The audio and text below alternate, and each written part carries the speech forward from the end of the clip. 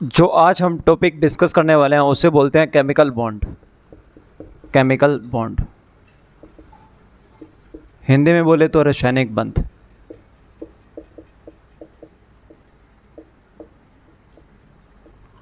Chemical bond होते क्या हैं? इलेक्ट्रॉन के पुनः वितरण को क्या बोलते हैं? क्या बोलते हैं? बॉन्ड बोलते हैं, केमिकल बॉन्ड बोलते हैं। इलेक्ट्रॉन के पुनः वितरण का मतलब होता है कि सपोज दैट मुझे कोई भी इलेक्ट्रॉन का साझा करके एक मैं नया कंपाउंड या एक नया अणु बना सकूं, तब उस तरह के बॉन्ड को क्या बोलते हैं? केमिकल बॉन्ड बोलते हैं। केमिकल बॉन्ड तीन तरह के होते हैं। पहला बॉन्ड है इलेक्ट्रो कोवलेंट बॉन्ड या आयनिक बॉन्ड। हिंदी में बोले तो आयनिक बंध। ठीक है। अब इसमें क्या होता है? इसमें ये होता है कि ये एक नया कंपाउंड बनाने के लिए या नया एक मॉलिक्यूल बनाने के लिए ये क्या करते हैं? अपने इलेक्ट्रॉन का साझा करते हैं। इलेक्ट्रॉन का क्या करते हैं? साझा करते हैं। और इलेक्ट्रॉन का साझा करके ये एक नया कंपाउंड बनाते हैं। और इसमें जो इलेक्ट्रॉन का साझा होता है उसमें एक एटम इलेक्ट्रॉन देता है, एक एटम इलेक्ट्रॉन लेता है। इसमें क्या होता है? इलेक्ट्रॉन का साझा कर नया अणु बनाया जाता है। यहाँ पर जैसे एग्जांपल लेते हैं सोडियम क्लोराइड। इसमें सोडियम क्या है? सोडियम का एक एटम है, वो क्या है? और एक अपने लेते हैं क्लोराइड। अब सोडियम का इलेक्ट्रॉनिक विन्यास कितना होता है? 11 यानी कि 2 8 और 1। और क्लोरीन का 17 यानी कि 2 8 7। इसके आउटर लेयर में 1 इलेक्ट्रॉन है और क्लोरीन के आउटर लेयर में 7 इलेक्ट्रॉन है। यानी कि सोडियम को 1 इलेक्ट्रॉन देना है और क्लोरीन को 1 इलेक्ट्रॉन लेना है। ये दोनों अगर इस इलेक्ट्रॉन का साझा कर लें तो एक नया कंपाउंड तैयार हो जाएगा, जिसे एक नया कंपाउंड तैयार हो सकता है। अब यही क्या करते हैं? इस इलेक्ट्रॉन का साझा करने के लिए ये आपस में बॉन्ड बनाते हैं। और इस तरह के बॉन्ड को क्या बोला जाता है? इस तरह के बॉन्ड को बोला जाता है इलेक्ट्रोकोवलेंट बॉन्ड या आयनिक बॉन्ड। क्या बोला जाता है? इलेक्ट्रोकोवलेंट बॉन्ड या आयनिक बॉन्ड। इसे एक एग्जाम्पल से समझते हैं। एग्जाम्पल लेते हैं अपने हाइड्रोक्लोरिक का ले लो, चाहे सोडियम क्लोराइड का ले लो, मैं आपको दोनों ही करा देता हूँ। पहला एग्जांपल लेते हैं सोडियम क्लोराइड का। 2 8 1 2 8 7। मैं सिर्फ आउटर लेयर बना रहा हूँ, ठीक है। ये सोडियम है, सोडियम के आउटर लेयर में 1 इलेक्ट्रॉन फ्री है। यहाँ पर सोडियम है और सोडियम के पास 1 इलेक्ट्रॉन फ्री है। ये है क्लोरीन। क्लोरीन के आउटर लेयर में कितने इलेक्ट्रॉन पड़े हैं? 7। और किसी भी एटम को परमानेंट स्टेज लेनी हो, अगर किसी भी परमाणु को अपना स्थायित्व बनाना हो, तो उसके आउटर लेयर में 8 इलेक्ट्रॉन पूरे हो जाने चाहिए। और जिसके आउटर लेयर में 8 इलेक्ट्रॉन नहीं पूरे होते, इसका मतलब वो इलेक्ट्रॉन क्या होते हैं? फ्री होते हैं। वो इलेक्ट्रॉन का डोनेट कर सकते हैं, वो इलेक्ट्रॉन का रिसीव कर सकते हैं। अब सोडियम के पास 1 इलेक्ट्रॉन फ्री है और क्लोरीन को 1 इलेक्ट्रॉन चाहिए। तो जाहिर सी बात है, या तो सोडियम अपना 1 इलेक्ट्रॉन दे दे या क्लोरीन अपने 7 इलेक्ट्रॉन दे दे। अब क्लोरीन तो अपने 7 इलेक्ट्रॉन देने से रहा, तो ये क्या करता है? सोडियम से 1 इलेक्ट्रॉन ले लेता है। सोडियम 1 इलेक्ट्रॉन किसे दे देता है? क्लोरीन को दे देता है। और इस तरह के बॉन्ड को क्या बोला जाता है? आयनिक बॉन्ड बोला जाता है। क्या बोला जाता है? Ionic bond. और इससे एक नया कंपाउंड तैयार होता है जिसे बोलते हैं सोडियम क्लोराइड। ये क्या तैयार हो गया? Sodium chloride. और सोडियम क्लोराइड के आउटर लेयर में 8 इलेक्ट्रॉन पूरे हो गए। इसका मतलब वो स्थायित्व हो गया, उसने एक परमानेंट स्टेज ले ली। अब जो एटम इलेक्ट्रॉन का दान करता है, जैसे सोडियम क्लोराइड के केस में किसने दान किया था? सोडियम ने दान किया था। तो जो इलेक्ट्रॉन दान करता है उस एटम पे पॉजिटिव चार्ज होता है, और जो एटम इलेक्ट्रॉन रिसीव करता है उस पर नेगेटिव चार्ज होता है। उस पर क्या होता है? नेगेटिव चार्ज होता है। कौन सा चार्ज होता है? नेगेटिव चार्ज होता है। ठीक है, ये होता है आयनिक बॉन्ड। ये कौन सा बॉन्ड होता है? आयनिक बॉन्ड होता है। ठीक है, अब सेकंड आता है कोवलेंट बॉन्ड। आयनिक बॉन्ड बहुत सारे, कुछ आयन्स की बात बता देता हूँ मैं आपको। आयन क्या होते हैं? उच्च गलनांक के होते हैं, उच्च क्वथनांक के होते हैं। ये किसी भी जलीय विलयन में घुल सकते हैं आसानी से। ठीक है, इनमें ये मतलब सोल्यूबल होते हैं, इनसे इलेक्ट्रिसिटी भी पार की जा सकती है। ये इनके बहुत सारे करैक्टरिस्टिक्स होते हैं, लेकिन हमारे लिए इंपॉर्टेंट नहीं है। हमारे लिए कई बार एक क्वेश्चन ऐसा पूछा जाता है कि निम्न में से कौन सा बंध कमजोर है, तो आयनिक बॉन्ड कमजोर बॉन्ड होता है। आयनिक बॉन्ड एक वीकेस्ट बॉन्ड है, यानी कि आप इसे आसानी से तोड़ सकते हो। किसी भी बॉन्ड को तोड़ने के लिए दो ही चीज़ें होती है, या तो आप बॉन्ड को टेम्परेचर दे दो। कई बार क्वेश्चन पूछा जाता है कि किसी भी बॉन्ड को तोड़ने के क्या रीजंस होते हैं। या तो आप बॉन्ड तो ही दो ही तरीके से तोड़ सकते हो, या तो आप उसे हाई हीट दे दो, या आप उसे हाई प्रेशराइज कर दो। ठीक है, हाई हीट और हाई प्रेशराइज करने पर क्या होता है? बॉन्ड ब्रेक हो जाते हैं। ठीक है, सेकंड है कोवलेंट बॉन्ड, सहसंयोजी बंध। कोवलेंट बॉन्ड में क्या होता है? कोवलेंट बॉन्ड में होता है कि ये आउटर लेयर में 8 इलेक्ट्रॉन पूरे करने के लिए ये इलेक्ट्रॉन का क्या करते हैं? साझा करते हैं। ये आउटर लेयर में 8 इलेक्ट्रॉन पूरे करने के लिए अंतिम कोश में 8 इलेक्ट्रॉन पूरे करने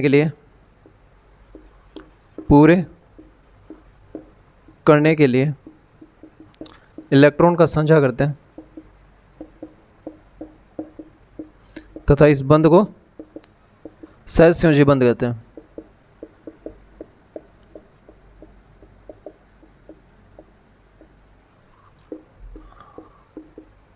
ठीक है, यानी कि ये अपने आउटर लेयर में 8 इलेक्ट्रॉन पूर्ण करने के लिए इलेक्ट्रॉनों का साझा करते हैं और इसे सहसंयोजी बंध कहते हैं। ये 2-3 तरह के होते हैं।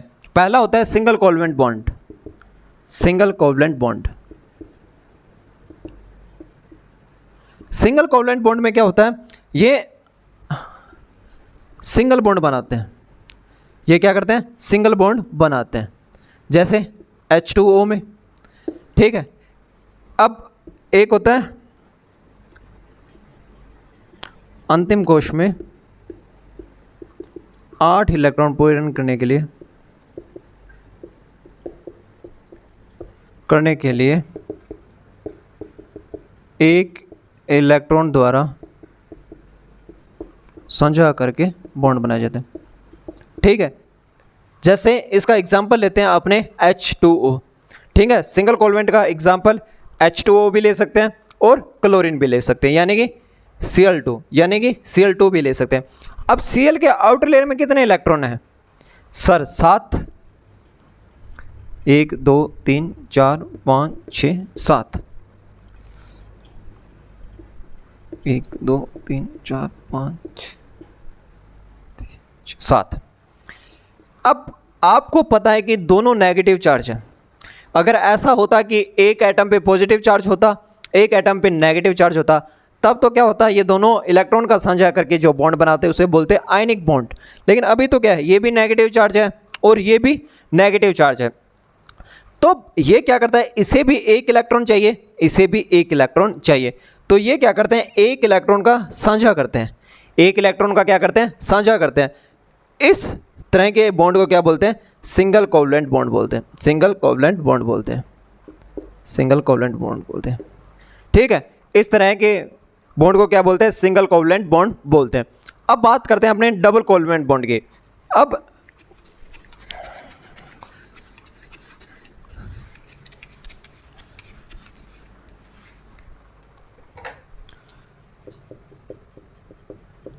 डबल कोवलेंट बॉन्ड, अब डबल में क्या है? ये अपने आउटर लेयर में 2 इलेक्ट्रॉन का साझा करेंगे, जैसे एग्जांपल CO2।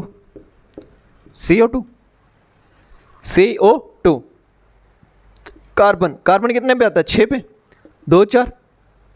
ऑक्सीजन कितने पे आता है? 8 पे, 2 6। ये क्या है? उसके इलेक्ट्रॉनिक विन्यास है। यहाँ पर कार्बन है, कार्बन के आउटर लेयर में कितने इलेक्ट्रॉन है? 4।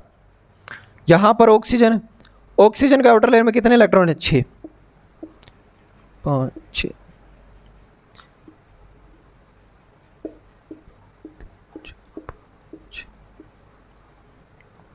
अब क्या करता है? इसे 4 इलेक्ट्रॉन चाहिए, कार्बन को 4 इलेक्ट्रॉन चाहिए, ऑक्सीजन को 2 इलेक्ट्रॉन चाहिए। तो ये क्या करते हैं? आपस में इलेक्ट्रॉन का ट्रांसफ़र करते हैं और इस तरह एक बॉन्ड बना लेते हैं। 2 इसके पास चले जाते हैं और 2 इसके पास चले जाते हैं। ठीक है, तो इस तरह के बॉन्ड को क्या बोलते हैं? डबल कोवलेंट बॉन्ड बोलते हैं। डबल कोवलेंट बॉन्ड बोलते हैं। क्या बोलते हैं? डबल कोवलेंट बॉन्ड, जिसमें आउटर लेयर में अपने 8 इलेक्ट्रॉन पूरे करने के लिए 2 इलेक्ट्रॉन का साझा किया जाए, वो बॉन्ड कौन से होते हैं? डबल कोवलेंट बॉन्ड होते हैं, यानी कि द्विसहस्योजी बंध होते हैं। अब 3 में क्या हुआ? ट्रिपल कोवलेंट बॉन्ड में क्या होता है? वो 3 इलेक्ट्रॉन का साझा करते हैं। जैसे नाइट्रोजन, नाइट्रोजन 7 पे आता है, 1, चलो आगे लिखते हैं वो। ऐसे क्या है? ट्रिपल कोवलेंट बॉन्ड होगा। ट्रिपल में कितने? 3 इलेक्ट्रॉन का साझा करना उन्होंने। Triple covalent bond, outer layer में 3 इलेक्ट्रॉन का साझा। जैसे नाइट्रोजन, नाइट्रोजन कितने पे आता है? 7 पे, यानी कि 2 5, 1 2।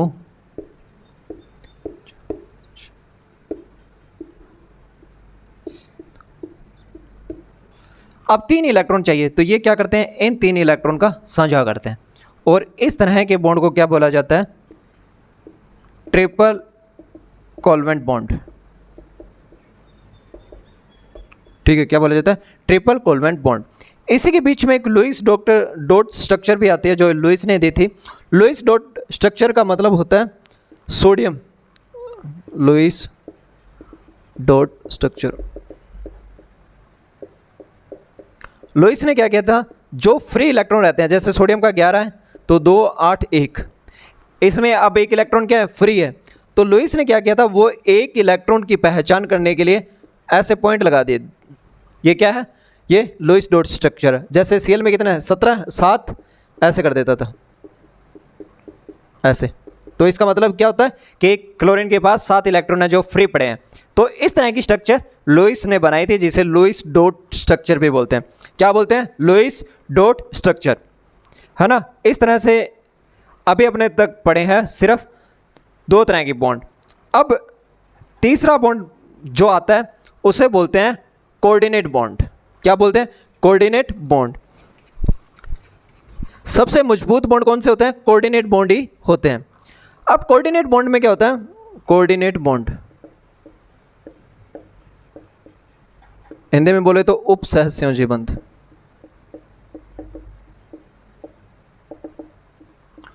उपसहस्योजी, अभी तक अपनों ने क्या पढ़ा कि आउटर लेयर में 8 इलेक्ट्रॉन पूरे करने के लिए इलेक्ट्रॉन का साझा हो रहा था, पर इसमें होता है कि ये इलेक्ट्रॉन एक ही परमाणु द्वारा साझे किए जाते हैं। अभी नाइट्रोजन में क्या था? दोनों नाइट्रोजन इलेक्ट्रॉन का साझा कर रहे थे। इसमें क्या होता है? इलेक्ट्रॉनों का साझा, इलेक्ट्रॉन का साझा सिर्फ एक परमाणु द्वारा किया जाता है, सिर्फ एक परमाणु द्वारा किया जाता है। ठीक है, तथा इस तरह के बंध को क्या बोलते हैं? अपने बोल देते हैं कोऑर्डिनेट बॉन्ड। इसका एग्जांपल NH3, NH3।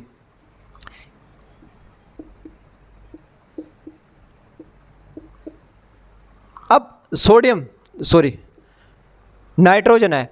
अब नाइट्रोजन का एटॉमिक नंबर क्या है? 7। क्या है? 7।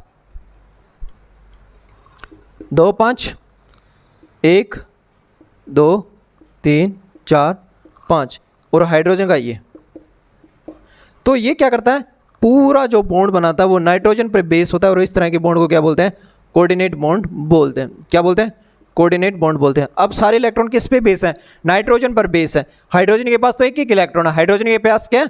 एक एक इलेक्ट्रॉन है। तो इस तरह के बॉन्ड जिसमें सारे इलेक्ट्रॉन एक परमाणु द्वारा साझे किए जाते हैं, उस तरह के बॉन्ड को क्या बोला जाता है? कोऑर्डिनेट बॉन्ड बोला जाता है। कौन से बॉन्ड बोले जाते हैं? कोऑर्डिनेट बॉन्ड बोले जाते हैं।